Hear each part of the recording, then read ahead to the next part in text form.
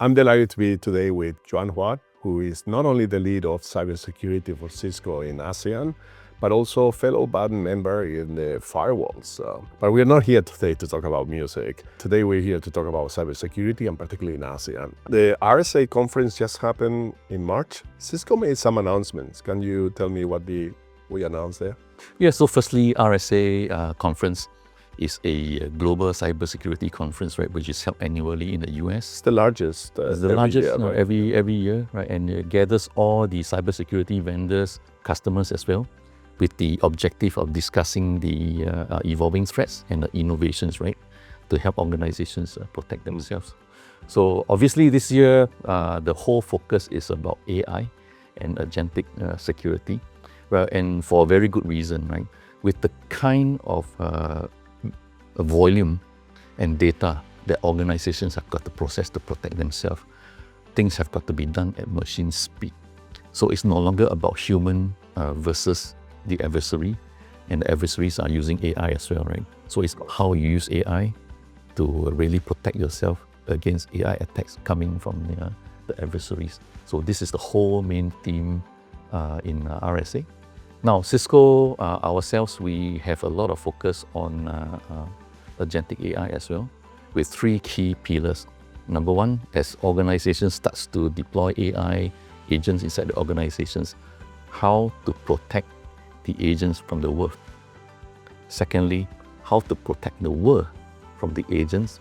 And last but not least, as I mentioned earlier on, how do you actually detect, right, and respond at machine speed and scale? The OpenClaw and the new agentic SOC capabilities were a big part of the Cisco announcements at RSA. For a customer trying to figure out where to start, what does that actually mean for them? From Cisco's perspective, we are seeing a lot of organizations going to deploy AI agents inside the organizations. OpenClaw is an example, right? When you use OpenClaw, you're going to be looking at how the agents are being used and deployed inside your organizations to do the task that you ask it to do. But how do you actually make sure that the agents are safe, free from tampering, memory leaks, and things like that? So what Cisco is doing is to put together a whole framework of different components, including AI defense, and we open source it to the community because we want the community to adopt AI safely. Cisco talks about the shift from access control to action control when it comes to AI agents, right? You're kind of talking about this right now, but can you make that concrete for people who haven't thought about it before? A very fundamental approach that we are asking our customers to take. Number one, know the agent, because visibility is key. Organizations that do not know where the agents are sprawling inside the organizations just cannot protect themselves. So number one, you got to know the agents, right? Secondly, these agents are co-workers that will be acting on the human's behalf. So it has got to be guarded against the proper system access, permissions, so on and so forth, right? So how do you actually manage the authorization and the access of what the agents can do? And lastly, when the agents are doing something that's not normal, how do you actually put guardrails to protect against what the agents are doing? So we need a human in the loop, and that's where forming together with a framework around knowing the agents, authorizing the agents, and detecting and responding to malicious activities, right, with a human in the loop is what we are advising customer organizations to look at.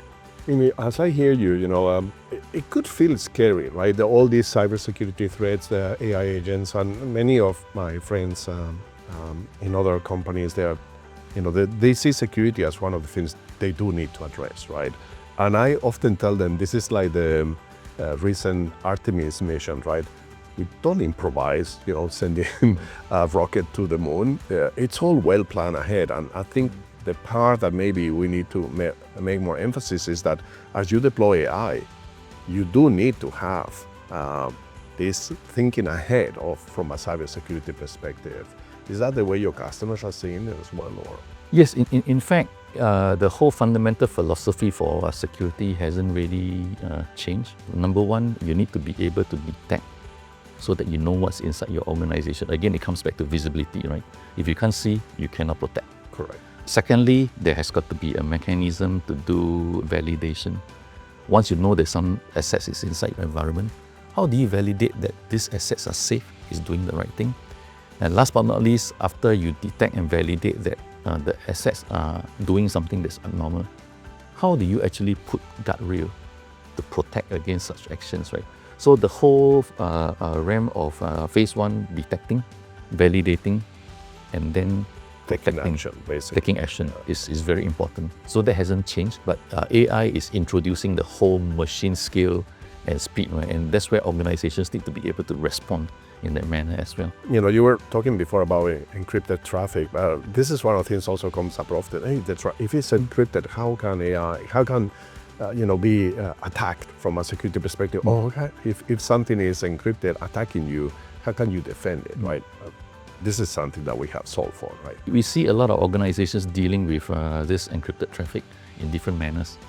Now, as the bandwidth becomes bigger and bigger, because there's more and more traffic coming into the environment right now. Nowadays, the internet speeds are 1 gig, 10 gig, so on and so forth. The resources required to decrypt such traffic and then inspecting it is becoming more and more expensive. So new ways have got to be designed to look at how we can actually manage this, right? And in fact, in a lot of organizations where compliance is key, they're not even allowed to decrypt in the first place. Of course. Right? Yeah. So how do we deal with this? And that's where we invented a encrypted visibility engine. That's a technology that we put inside our firewalls to be able to detect malicious intent, malicious activities inside the traffic itself. So not only are we improving the And it's performance, using AI to do that, right? and it's using AI to do that, right? Because you're comparing the traffic patterns Correct. with global threat intelligence and you fuse it together, right? And this helps customers to address not only the performance problem, but also the compliance issues as well. So data stays protected and encrypted, That's correct. but it's still safe. It's still safe. So to sum it up, if I had to tell 2 or 3 things for my executive friends, colleagues, what they should be doing about security right now, what should that be? Well, Nando, I think we all need to focus on the fundamentals and get back to basics. Number one, visibility is key. If you cannot see your assets or the traffic inside your organizations, there's no way you can protect yourself. So I would say the first thing, visibility, right? You need to know what is inside your environment. Number two, I mentioned earlier on as well, identity threats are becoming more and more prevalent because hackers are now using stolen credentials to log into the network to cause damage. So organizations also need to make sure that they are looking at ways to secure their identity as well. And it goes beyond MFA, multi-factor authentication. Third thing, with the advent of a lot of frontier AI models like Mythos, you're just going to be seeing a lot more vulnerabilities being discovered faster and the time to develop the exploit becoming shorter. And what that means is that organizations need to have a way to protect themselves. So what I would say is this, if they are operating with end-of-life devices, end-of-life software, they have got to make sure that they have a plan to go and refresh them. Because end-of-life software and hardware means that there's no way you can patch. Right. And these are vulnerable. And this is more common than what it seems, right? The end-of-life issue. Many of our customers still, actually this is across vendors, right? That equipment Exactly that's right. outdated and it's not serviced. Exactly right. And if you look at the Talos Year in Review 2025 report that we just launched last year. What is Talos? Talos is our security threat research intelligence organization in Cisco, probably one of the biggest in the world outside of the US government. Now, they have a report that was actually launched last year. And if I'm not mistaken, about 48% of network devices out there are actually already end of life. I mean, that's one of the key things I always tell to my friends, like, your device is up to date, right? Yes. That's something that we do with our phones. Normally, we update as the updates come. Network should be treated. So this is a very, exactly very fundamental things that needs to be addressed, right? If not, organizations are really opening up themselves for exploits. The other thing is this, on top of refreshing end of life and end of support software and hardware, eliminate technical debt. And what we mean by that is there are still customers who's using deprecated protocols out there. And deprecated protocols means that they are potentially still vulnerable. And they have got to find ways to move out of these deprecated protocols into more modern protocols that have got stronger security protections. Modernize the defense as well, right? We at Cisco, we feel one of the most fundamental security protection is actually segmentation. And why segmentation is important is that if you assume that the breach is inside your environment, some bad actors are already inside your environment, you want to be able to limit where the attackers can move laterally. And segmentation is a very, very fundamental technique to limit where hackers can go laterally inside your organization and cause harm. Right? We go to our customers and advise them to look at segmentation, not only from a network perspective, but user as well as a workload perspective as well.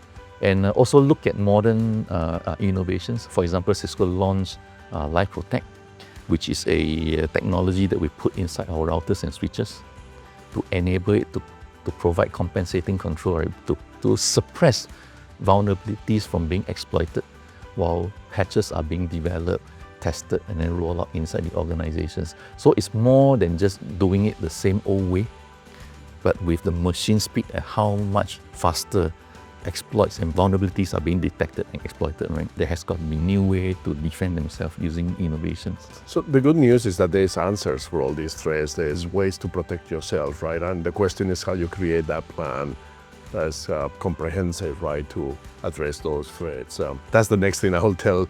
Next time somebody asks me about this, I say, it's relatively easy. You just need to take action, right? The first step, and maybe have a comprehensive security strategy versus a point strategy, Nando. which is what you're right. before, And right? it has to be a comprehensive strategy, looking across identity, devices, network, cloud, and AI, right? Rather than just using. And it's not something too complex. We do have the answers for these things. It's just a question again of addressing it, right? You're right. Where do you see things going in the next 12 months in cybersecurity? Well, things are just going to become more and more complicated, right? And hackers are going to be more and more advanced, given that AI capabilities have lowered the skill threshold that somebody can actually launch exploits against the organizations, right? So again, let's come back to the basic. Make sure that we are using a platform approach, designing and deploying best practice, right? That really helps the organization from a whole holistic perspective. I think that's what we need to work with our customers to do to protect themselves. So refresh, update, improve, right, from what we have today. And modernize. Thank you, Juan. Thanks so much. Thanks, Nando, for the time.